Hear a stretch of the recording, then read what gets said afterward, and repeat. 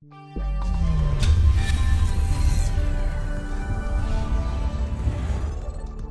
we've seen the management plane. Now let's pick out the control plane. From the control plane point of view, we're going to see pretty much no configuration at all, or just few configurations, because as you're going to see, the control plane features that I'm going to speak about are going to be let's say pretty much a bit more advanced, which are not in the for the CCNA exam. You would ideally just need to know the basics of control plane features. Some of them some of them we're gonna show them live at the CLI. We're gonna just speak about it, and probably more advanced details about specific control plane features are gonna be described in the CCNP curriculum. So control plane, as you can imagine, based on when we define the planes of a network device, the control plane, the functionality of the control plane, it is crucial to the network. So that means that securing the control plane is a very important aspect in general to be performed.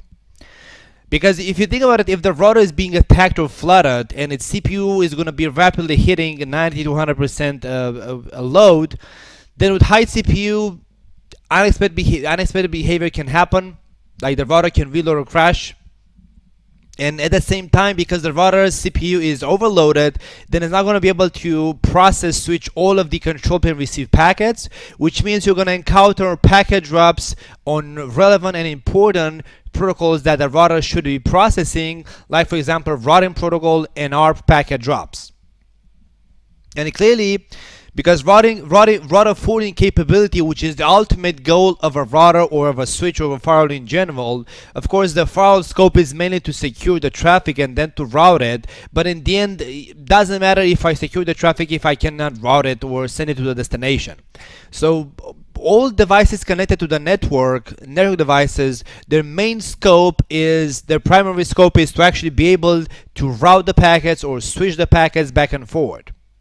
So because the router forwarding capability or the switching capability or the firewall forwarding capability relies on functionality of routing and ARP mainly, because nowadays Ethernet is more and more present everywhere. You can imagine that if those two protocols don't work because of the high CPU, you can imagine that the whole network is going to melt down and nothing is going to work.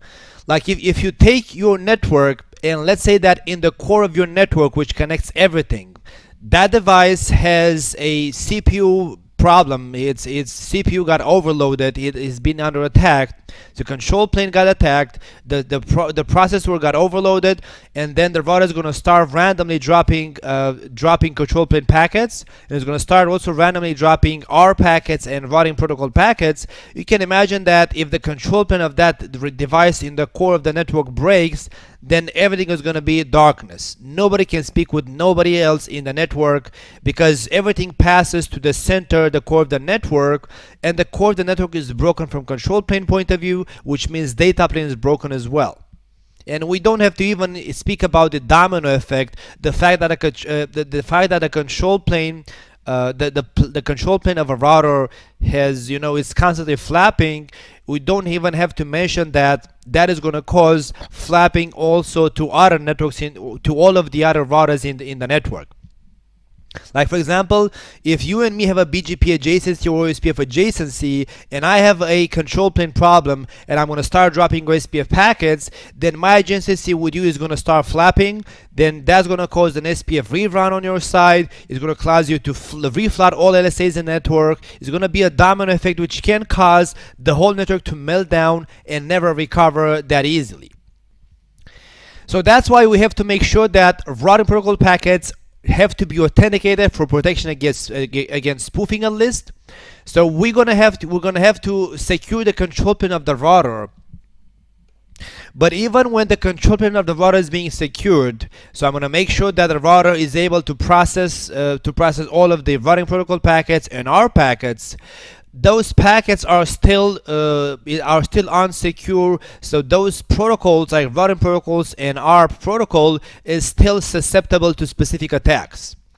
So even if I want to secure the control plane to make sure that the router is able to process the control plane packets, still I gotta make sure that the two protocols that actually are gonna make the router be able to forward packets back and forward, which is running an ARP, I gotta make sure that both of them are secure.